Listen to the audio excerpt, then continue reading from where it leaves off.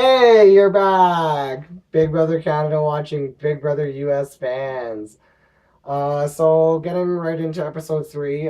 First thing that kind of starts the episode off, we get to see who won MVP. It just happens to be Alyssa. Shocker! Also, just recapping the beginning of the episode, I guess, the HOH that week, McCrae, happened to put up Candace and Jesse. Alyssa, the MVP, ended up putting up David. When the veto was won by McCrae, he ended up taking Candace down and putting Alyssa up. Moving right along. The funniest thing after this all happened was Candace was being like, I'm not going to be the girl who goes in the corner and cries over this. And then, like, 2 seconds later, it shows her in the diary room. I just don't want to be on the block.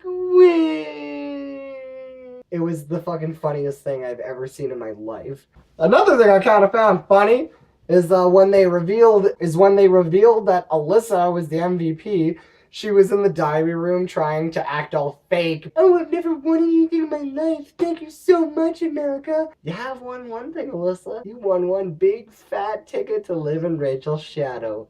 Have fun with that. Also, I really love how the MVP nomination is revealed. The suspense, just the pictures going past on the screen, has got to be really intense for the host guests. The only thing that I think could be funnier than that is if a cannon came out of the wall and shot the third nominee with chum.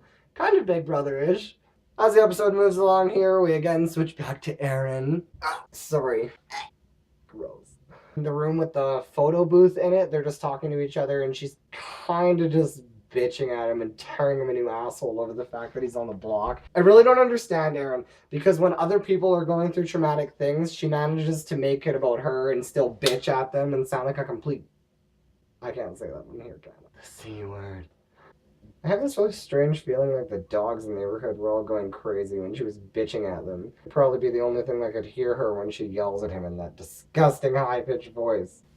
So one of my favorite parts of the episode, Amanda and McCrae are in the HOH room, and Alyssa had just left. They were talking to each other, and as they're talking to each other, to kind of try and gain her trust and show her McCrae really wants to be working with her, he ended up telling her that Alyssa confided in him that she had won MVP. As he tells her this, Alyssa kind of wanders back into the room. She didn't hear them or anything, but she just kind of like sits down, and they kind of stop talking, and Amanda ends up leaving.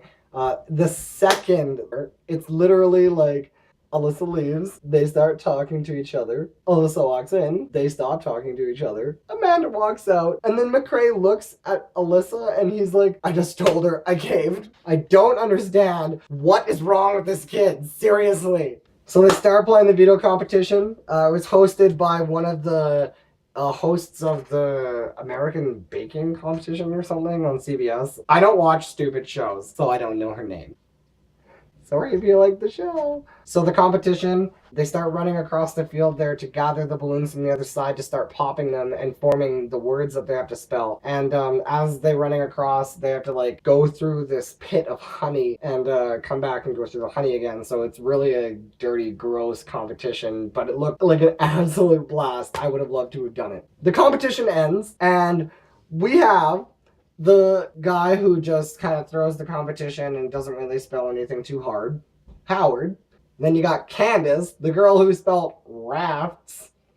What the fuck is that? Useless.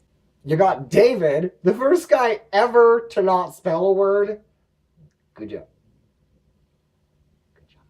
And then we come to Alyssa. Alyssa, whose sister must be so proud at the moment.